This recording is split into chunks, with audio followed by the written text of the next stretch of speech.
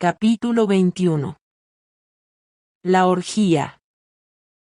Pasaron así algunos días que arecieron siglos a Manuela, siglos de aburrimiento y de tristeza. Érale imposible ya habituarse a aquella existencia entre los bandidos, puesto que a medida que el Zarco la trataba con mayor intimidad, siendo ya su querida, sentía mayor despego hacia él, despego complicado con una especie de miedo o de horror al hombre que había podido arrastrarla hasta aquel abismo. Por una necesidad de su nueva vida, Manuela había tenido que entablar relaciones si no de amistad, al menos de familiaridad con aquellas mujeres que habitaban la capilla con ella, y aun con las queridas de los otros bandidos que vivían en otra parte. Entre ellas hacía distinción de una, no porque fuese menos perversa, sino porque conocía muy bien Yautepec, donde había residido muchos años, y le hablaba siempre de personas que le eran conocidas, de doña Antonia, de Pilar, de Nicolás, sobre todo de Nicolás, a quien conocía mucho. «Ay, Manuelita», le había dicho esta mujer el primer día en que trabaron conversación, «yo me alegro mucho de que esté usted con nosotras, porque es usted tan bonita y tan graciosa, y porque quiero al Zarco y mi hombre lo quiere también, pero no por eso dejaré de decir a usted que ha hecho una gran tontería de venirse aquí con él. Si le hubiera puesto usted en alguno de los pueblos, o haciendas, o ranchos donde tenemos amigos, habría hecho mejor y estaría usted más segura y más contenta. Pero aquí, mi alma, va usted a padecer mucho. Para nosotras, que hemos seguido a nuestros hombres en todas las guerras, y que hemos corrido con ellos la Seca y la Meca, esta vida ya no es pesada, y al contrario, nos gusta, porque, en fin, estamos acostumbradas, y las aventuras que nos suceden son divertidas algunas veces, fuera de que tenemos también nuestro reparto en ocasiones y nos tocan regulares cosas. Es cierto que pasamos también buenos sustos, y que hay días en que no comemos y noches en que no dormimos, y nuestros hombres nos pegan y nos maltratan, pero, ya digo, estamos acostumbradas y nada nos hace.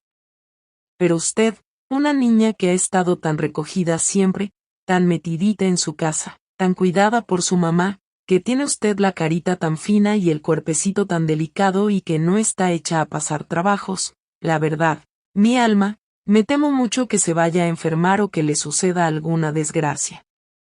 Ahora ya lo ve usted, está usted muy triste, se le echa de ver luego en la cara que no está usted contenta, ¿verdad?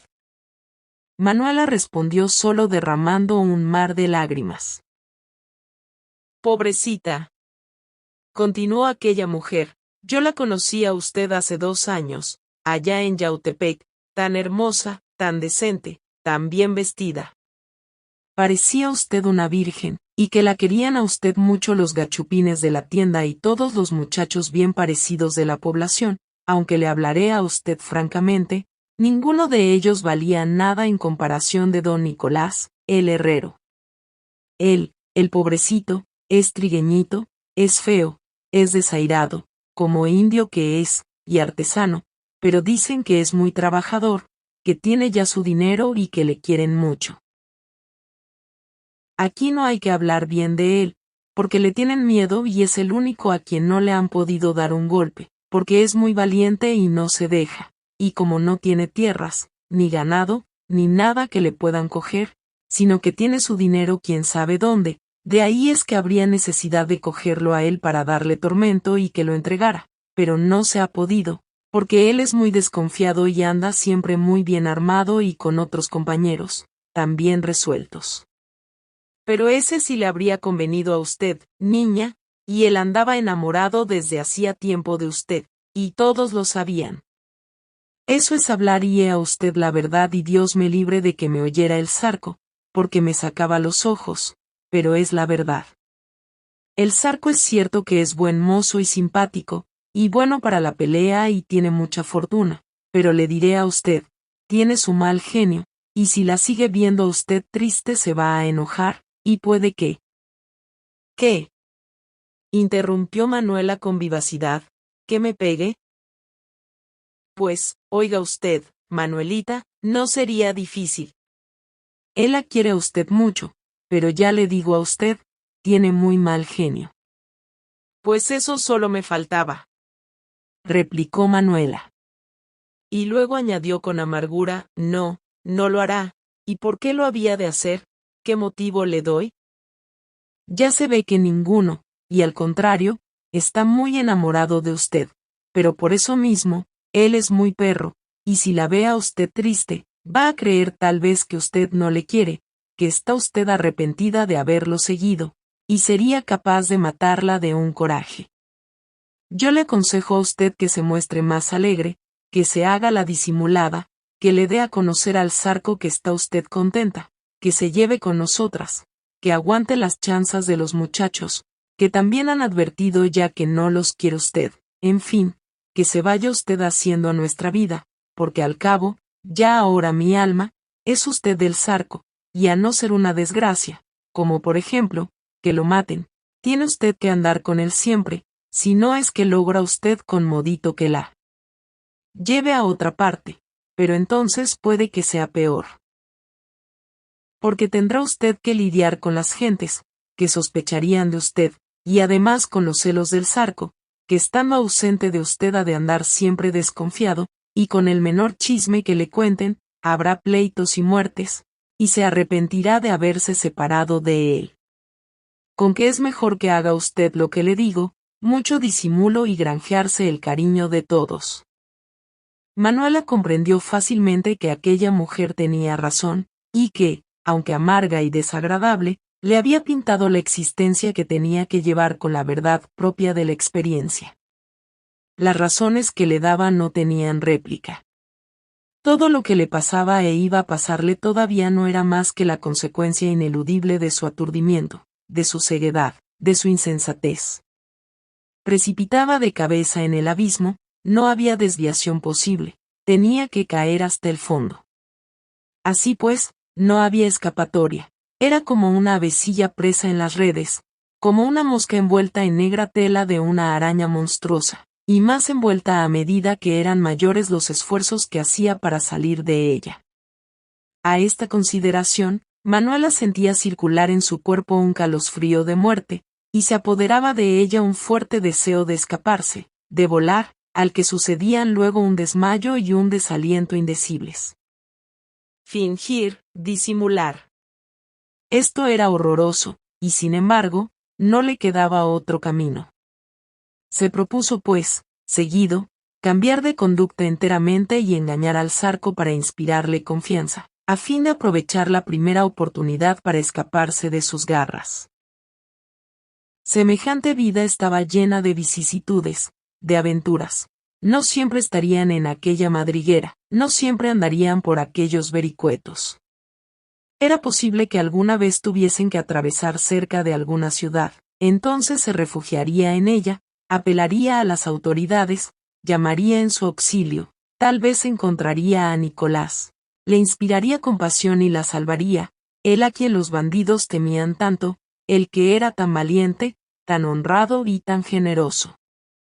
Porque, como es de suponerse, dado el cambio de ideas que se había operado en el ánimo de Manuela, a medida que el tipo del zarco se iba cubriendo con las sombras del miedo, del horror y quizás del odio, el del joven herrero se iba iluminando con nueva y rosada luz.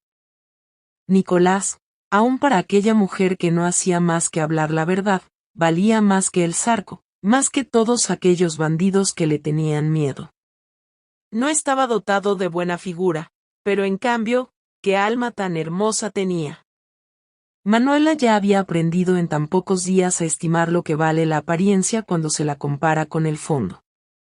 El zarco, joven, guapo, agraciado antes para ella, hoy le inspiraba horror. Nicolás, el obrero rudo, el indio atezado, con las manos negras y gruesas, blandiendo el martillo, junto al yunque, cubierto con su mandil de cuero, iluminado con los fulgores rojizos de la fragua, y ganando la vida con su honradísimo trabajo, le parecía ahora hermoso, lleno de grandeza, amable en comparación con aquellos holgazanes, carcomidos de vicios, cubiertos de plata, que habían arrancado por medio del asesinato y el robo, proscritos de la sociedad, viviendo con zozobra siempre, teniendo por perspectiva el patíbulo, durmiendo con sobresalto, buscando en la embriaguez y en el juego, el olvido de sus remordimientos o los únicos placeres de su vida infame. Qué bella y qué dulce hubiera sido la existencia en la casa de aquel obrero, rodeada por el respeto de las gentes honradas. Qué hogar tan tranquilo, por más que fuese humilde. Qué días tan alegres consagrados desde el amanecer a las santas faenas de la familia. Qué noches tan gratas, después de las fatigas del día, pasadas en suaves conversaciones y en un reposo no turbado por ningún recuerdo amargo. Y luego, la cena sabrosa y bien aderezada, en la mesa pobre, pero limpia, las caricias de los hijos, los consejos de la anciana madre, los proyectos para el futuro, las esperanzas que arraigan en la economía, en la actividad y en la virtud, todo un mundo de felicidad y de luz. Todo desvanecido, todo ya imposible. Y en medio de este cuadro, surgía rápida, pero precisa y clara, una imagen que hacía estremecer a Manuela. Era la imagen de Pilar, de su dulce y buena amiga, que parecía amar a Nicolás en silencio y a quien acostumbraba decírselo en broma, como para humillarla. Y ahora, esta aparición fugaz, en ese sueño de dicha que se alejaba, producía a Manuela un sentimiento amargo y punzante. Era la envidia. Eran los celos. Pilar merecía esa dicha, que ella, la insensata, había desdeñado, pero, con todo, Manuela sentía un malestar indecible con solo sospecharlo, y no se tranquilizaba sino pensando que tal unión era imposible, puesto que Nicolás no podía amar a la huérfana, apasionado como estaba de ella, de Manuela, y exacerbada como debía estar esta pasión a consecuencia de la fuga. Con todo, apenas nacieron estos pensamientos en el espíritu de Manuela, después de la conversación con la mujer a quien había escogido por confidente, cuando se desarrollaron de una manera tenaz e implacable.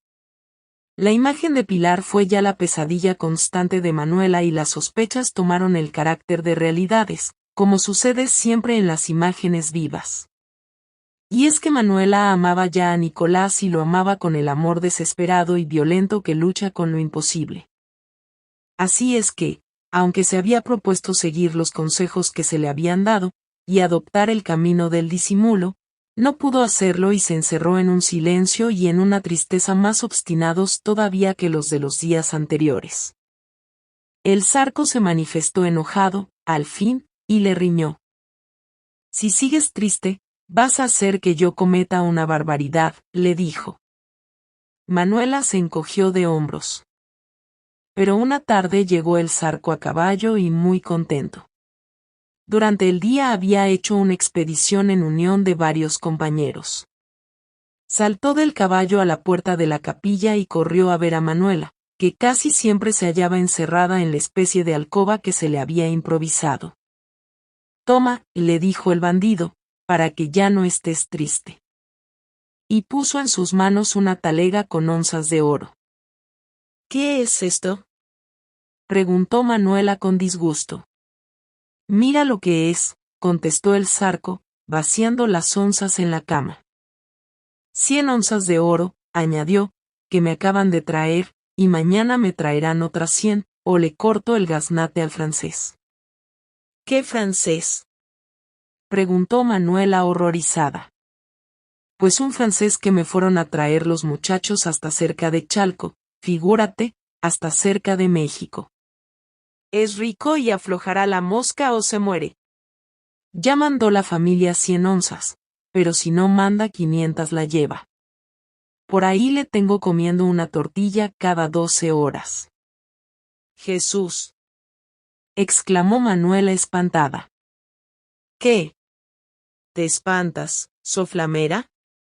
Pues vaya que estás lucida». «En lugar de que te alegraras, porque con ese dinero vamos a ser ricos.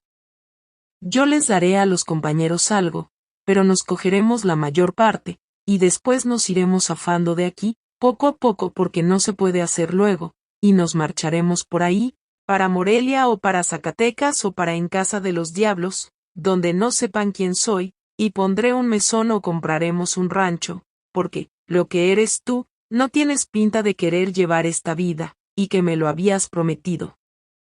Manuela, sin darse por entendida por este reproche, después de haber mirado el dinero con indiferencia, le contestó: Oye, Zarco, aunque no me traigas más dinero, te ruego que sueltes a ese hombre. ¿Dices que está comiendo una tortilla cada 24 horas? Sí, replicó el Zarco, sorprendido de la pregunta. Pues bien, continuó Manuela, yo te suplico que le des de comer bien, y que luego lo dejes libre y aunque no te dé más dinero. ¿Qué es lo que estás diciendo? Preguntó el Zarco con voz ronca en que se traslucía la cólera más salvaje. ¿Estás loca, Manuela, para decirme eso? ¿No sabes que cada rico que cae en nuestras manos tiene que comprar su vida pesándose en oro? Con que nada más por ti no más, ingrata, he arriesgado a los muchachos para que vayan a traerme a ese rico, para que nos dé dinero, para que nos dé onzas, para que te compres alhajas, vestidos de seda, todo lo que quieras, ¿y ahora me sales con esta compasión y con estos ruegos? Pues seguramente tú no has acabado de saber quién soy yo, y de lo que yo soy capaz. Tú eres muy buena, Manuelita, y te has criado entre gente muy escrupulosa y muy santa, pero tú sabías quién era yo, y si no te creías capaz de acomodarte a mi modo, ¿para qué te saliste de tu casa? Ya sabías lo que soy, ya sabías de dónde venían las alhajas que te he dado. ¿De qué te espantas ahora? ¿Te has venido aquí para predicamos sermones? Pues pierdes el tiempo y me estás fastidiando, porque, la verdad, ya no aguanto tus gestos y desprecios para mis compañeros y tus lágrimas y tus soflamas. Hace varios días que Salomé, Félix y el Coyote me están diciendo que he hecho mal en traerte aquí con nosotros, y que tú nos vas a causar alguna desgracia, y yo, solo por el cariño que te tengo, he estado sufriendo sus indirectas y creyendo darte gusto he expuesto la vida de mis mejores compañeros para que me traigan a un rico y pelarlo y darte dinero, mucho dinero, y que me salgas con esta tontera. La verdad, Manuelita, no lo he de aguantar. Si tu modo de pensar era diferente, ¿por qué no te casaste con el indio de Atioayán? Ese no es ladrón. Pero conmigo, la bebés o la derramas, o te conformas con la vida que llevo o te mueres, Manuela, dijo el Zarco arrimándose a la joven abriendo los ojos, apagando el acento y poniendo la mano en el puño de la pistola. Manuela tembló ante esta explosión de ira. Pero yo quería, dijo con timidez, que por causa mía no fueras a matar a ese extranjero. Era por ti, solo por ti, porque tengo miedo de que cometas un crimen. ¿Crimen? Repitió el Zarco, lívido de cólera y con voz nasal, pero ya un poco calmado.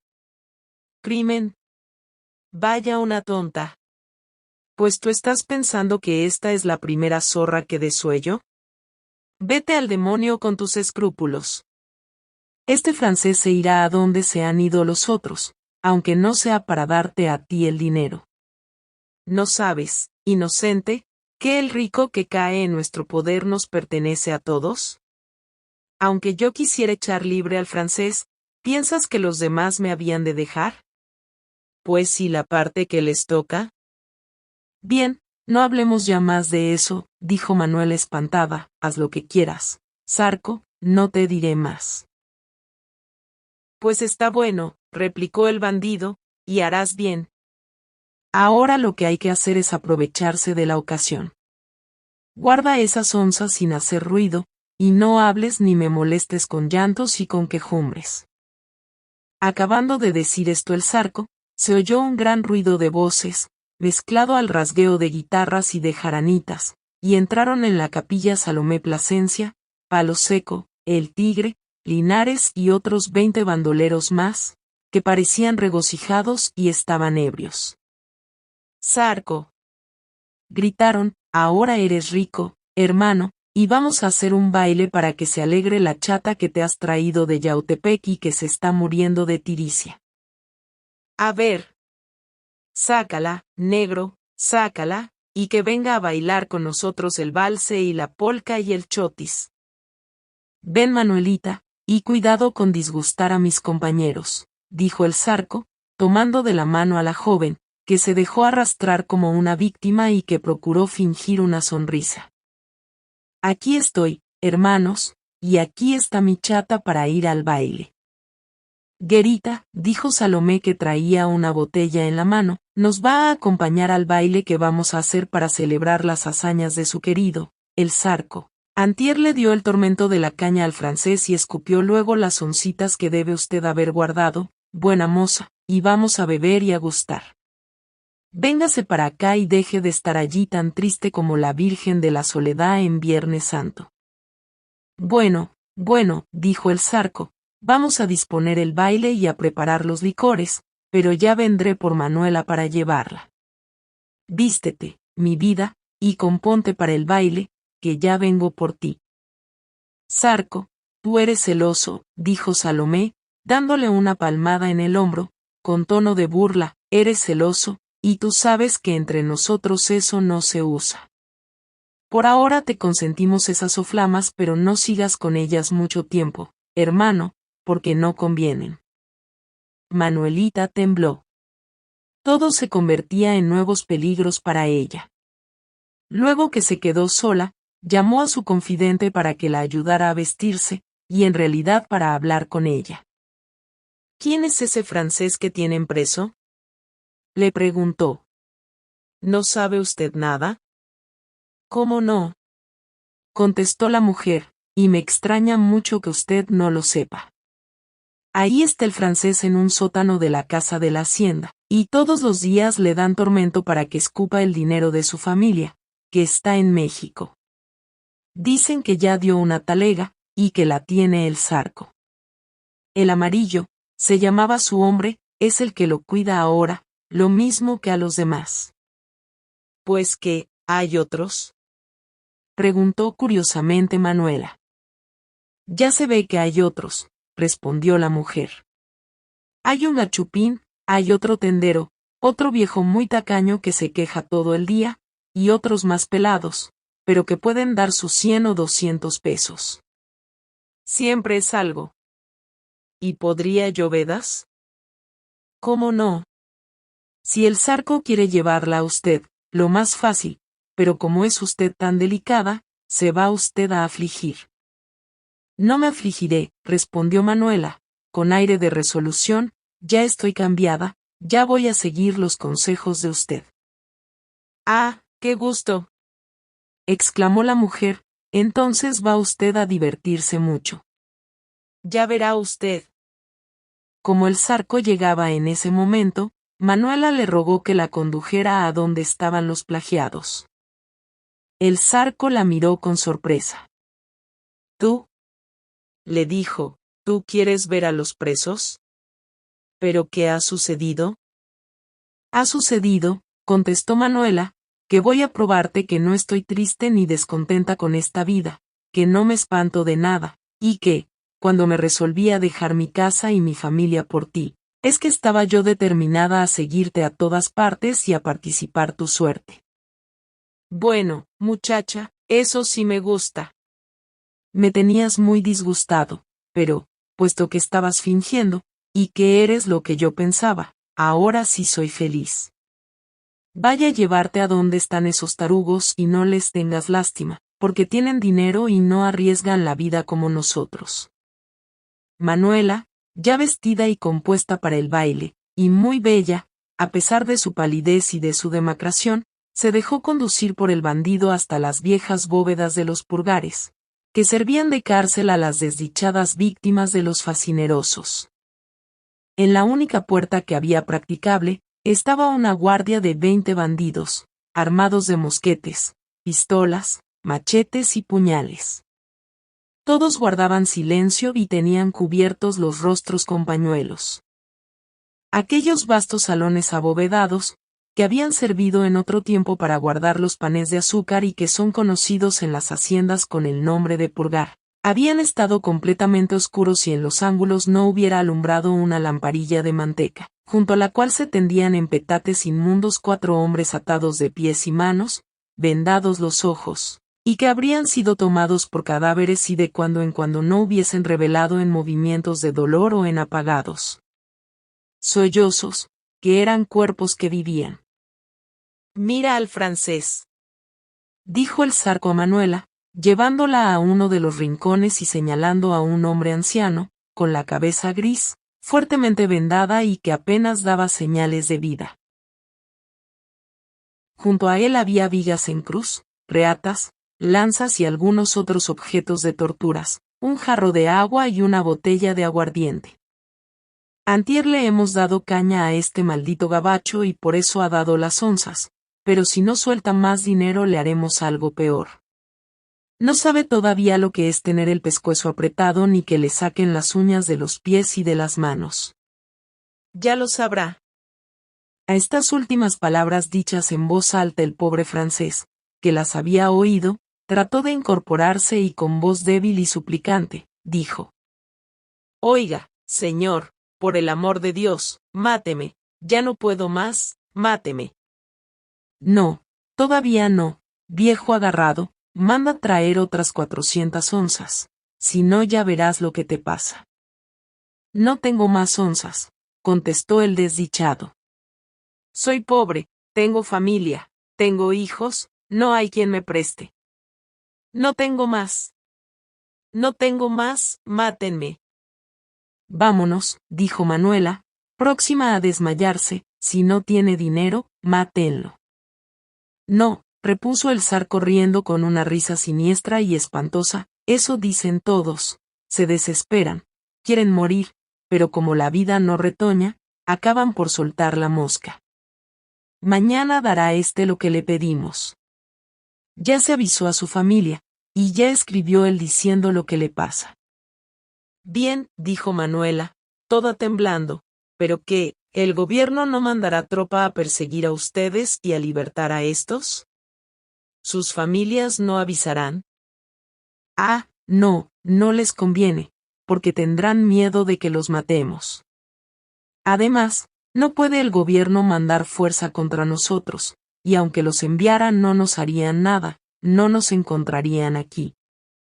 Si tú no sabes, Manuelita, nosotros somos fuertes, estamos seguros y lo que es por ahora, nadie nos ronca. Pero vámonos al baile, que ya nos están aguardando.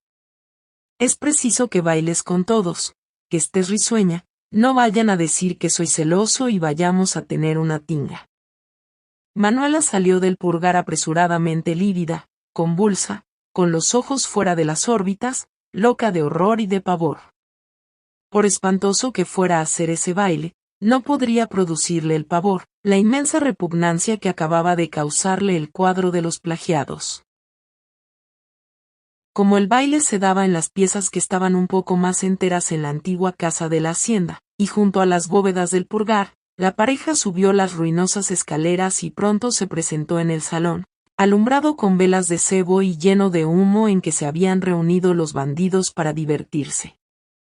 Resonaban allí algunos bandolones, guitarras y jaranas tocando polcas y valses, porque es de advertir que esos bandidos eran poco aficionados a los bailes populares, como el jarabe, y solo como una especie de adorno. O de capricho solían usarlos. Los plateados tenían pretensiones, bailaban a lo decente, pero por eso mismo sus bailes tenían todo el aspecto repugnante de la parodia o grotesco de la caricatura. Al entrar Manuela con el zarco, se alzó una gritería espantosa, vivas, galanterías, juramentos, blasfemias. Todo ello salió de 100 bocas torcidas por la embriaguez y la crápula. Todos los bandidos famosos estaban allí, cubiertos de plata, siempre armados, cantando unas canciones obscenas, abrazando otros a las perdidas que les hacían compañía. Manuela se estremeció, apenas acababa de soltarse del brazo del zarco, cuando se acercó a ella el mulato colosal y horroroso que tanta repugnancia le inspiraba. Traía todavía su venda, que le cubría parte de la cara, pero dejaba ver su enorme boca, armada de dientes agudos y blancos, de los que sobresalían los 2 colmillos superiores que parecían hendirle el labio inferior, y venía literalmente forrado en plata, como si hubiera querido sobrepujar en adornos a sus demás compañeros. Ora va usted a bailar conmigo, guerita, dijo a Manuela, cogiendo con una de sus manazas el brazo blanco y delicado de la joven. Por un movimiento irresistible, Manuela retrocedió asustada y procuró seguir al Zarco para refugiarse con él. Pero el mulato la siguió, riéndose, la ciñó el talle con su brazo nervudo, y dijo al Zarco: Mira, Zarco, a tu chata, que corre de mí y no quiere bailar, oblígala. Hombre, ¿qué es eso, Manuela? ¿Por qué no quieres bailar con mi amigo el tigre? Ya te dije que has de bailar con todos, para eso has venido. Manuela se resignó, y fingiendo una sonrisa lastimosa, se dejó conducir por aquel monstruo de fealdad y de insolencia. ¡Ah! Exclamó éste, echándose el gran sombrero para atrás, mientras que seguía ciñendo y apretando convulsivamente la cintura de Manuela.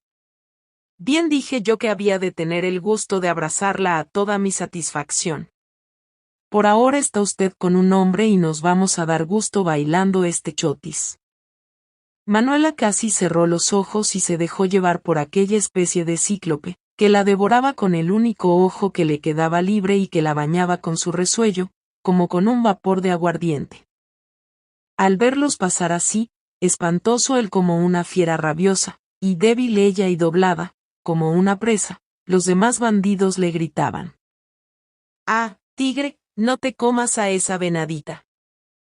Después de haber dado algunas vueltas en aquel salón infecto, atropellando y empujando a 50 parejas de bandoleros y de mujeres ebrios, el tigre dejó de bailar, pero inclinándose hacia su compañera le dijo con voz ahogada por los deseos y apretándole brutalmente el brazo: Chatita, desde que la vi de llegar con el Zarco me gustó y le encargué a la Zona, la mujer del amarillo, que se lo dijera, no para que usted me correspondiera lueguito, sino para que lo supiera de una vez. No sé si se lo habrá dicho.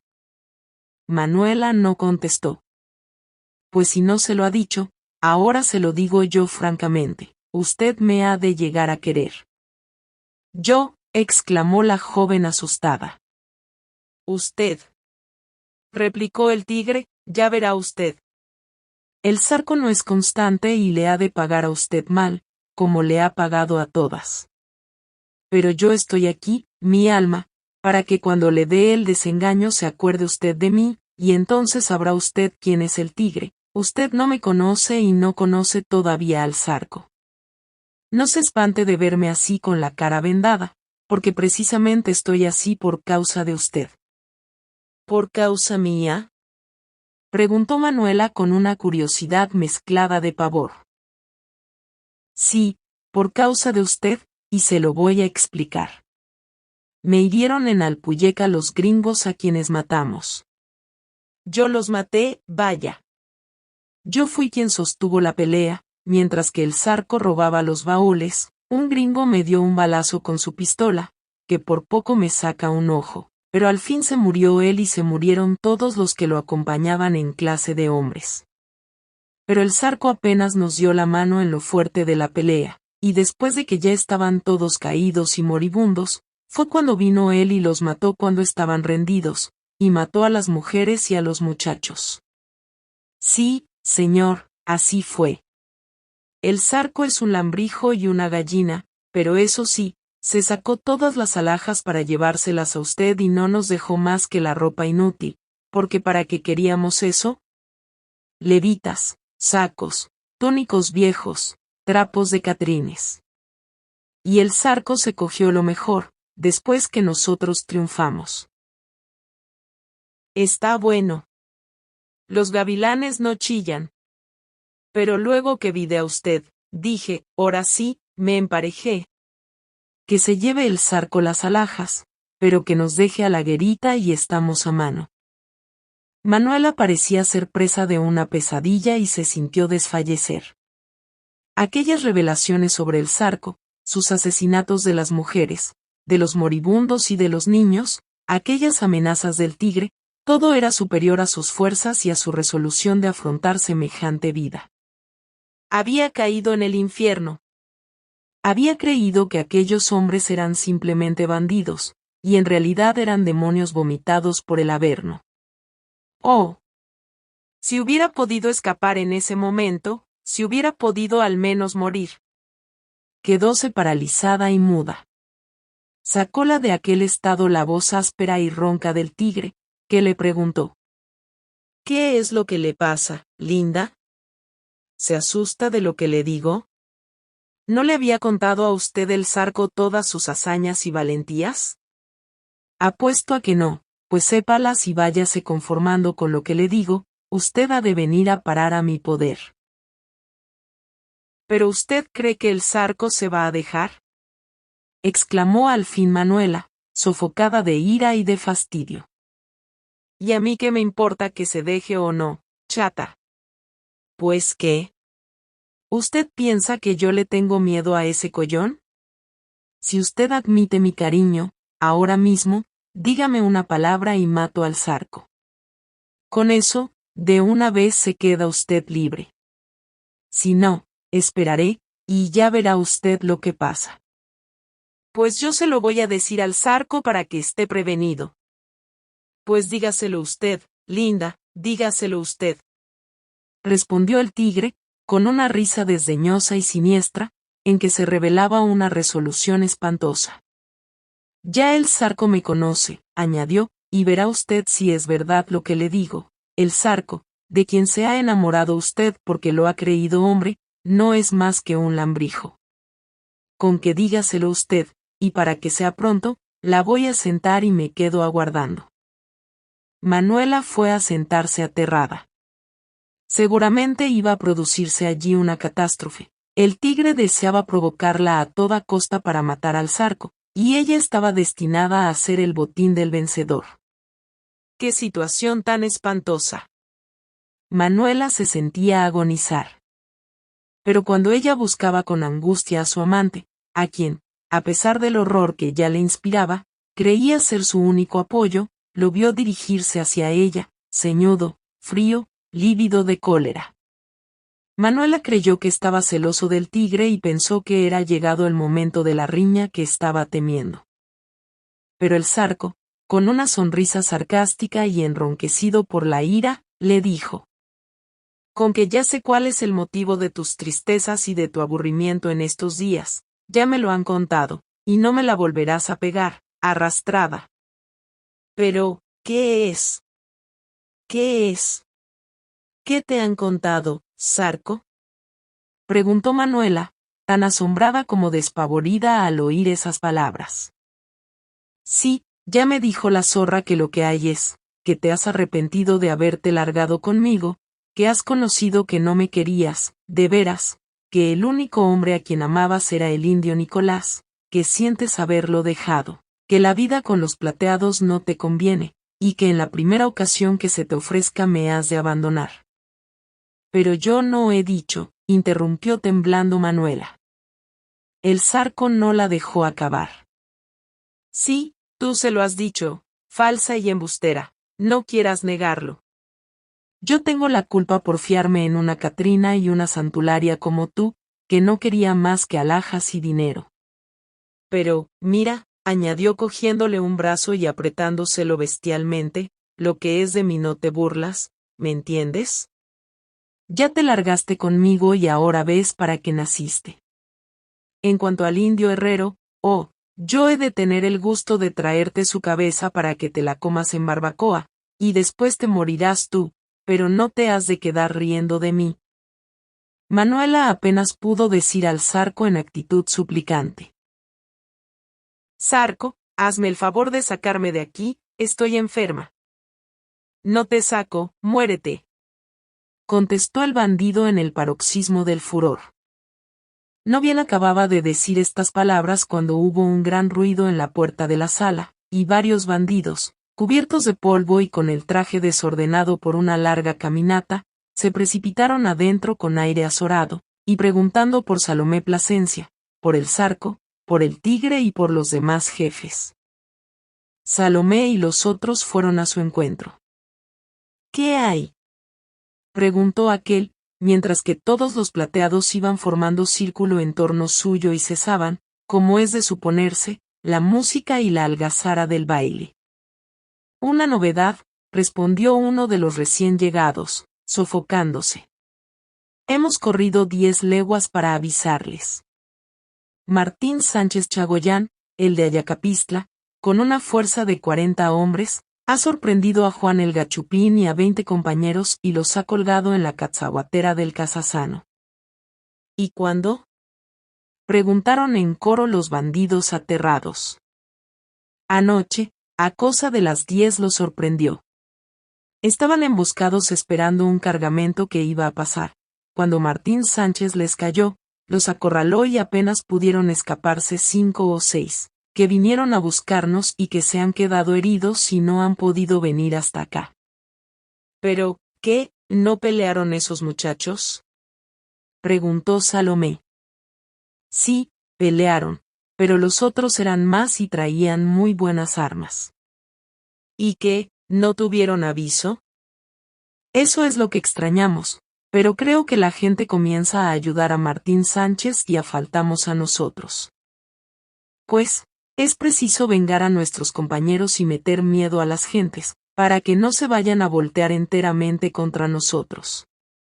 Mañana, amaneciendo, todos vamos a salir de aquí, y que se nos reúnan los demás que andan dispersos, y vamos a buscar a Martín Sánchez y a ver si es tan bueno contra 500 hombres como contra 30.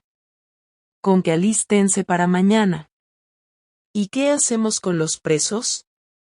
Preguntó uno. Pues esos que se mueran, dijo Salomé, ¿para qué queremos estorbos? Tú, tigre, anda, y mátalos luego. Mira, Salomé, dijo el tigre, adelantándose, mejor dale esa comisión al Zarco, él sabe bien matar a los muertos, añadió con desprecio. ¿Matar a los muertos dices, tigre? Sí, matar a los muertos. Replicó el tigre, acuérdate de Alpuyeca. Pues ya verás si sé matar también a los vivos. Replicó el Zarco, lívido de cólera. Bueno, dijo Salomé, interponiéndose, no queremos disputas. Cualquiera es bueno para despachar a los presos. El caso es que no amanezcan. Llévenle la orden al amarillo y vámonos. Se acabó el baile. Ah, otra noticia. Añadió uno de los recién llegados. Esta mañana se enterró, en Yautepec, la madre de la muchacha que se trajo el Zarco.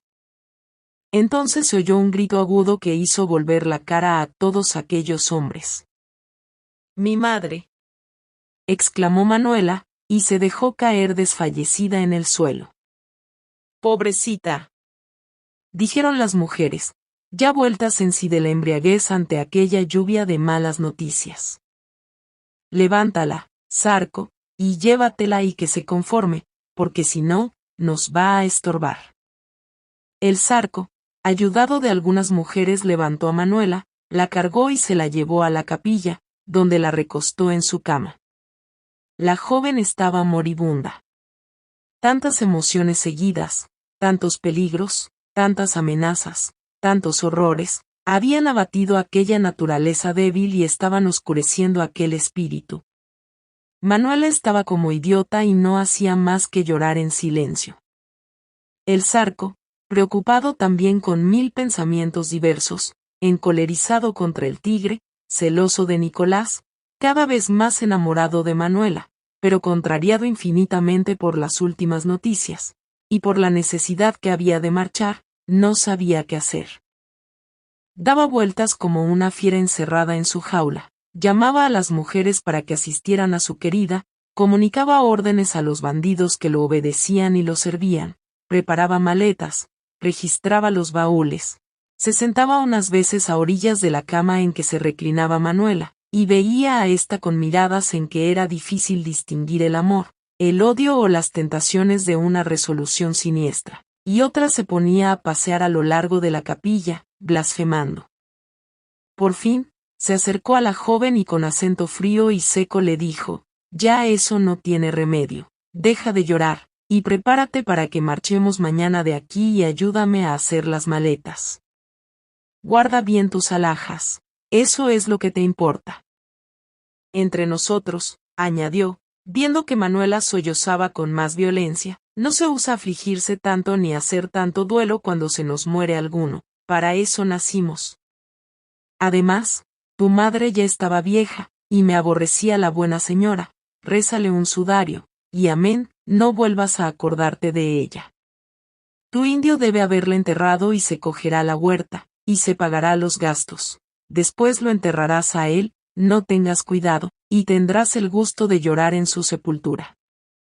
Así, pues, aquel bandido, aquel zarco, a quien Manuela había creído siquiera hombre, siquiera compasivo, no era más que un perverso sin entrañas, que se complacía en aumentar su tormento, en insultarla en los momentos de mayor pesadumbre, y en calumniar al hombre generoso que, seguramente y ya sin interés de ninguna especie había asistido en sus últimos instantes a la pobre anciana y le había dado sepultura. Nicolás y Pilar. Otra vez esta pareja, que no dejaba de aparecer en su imaginación.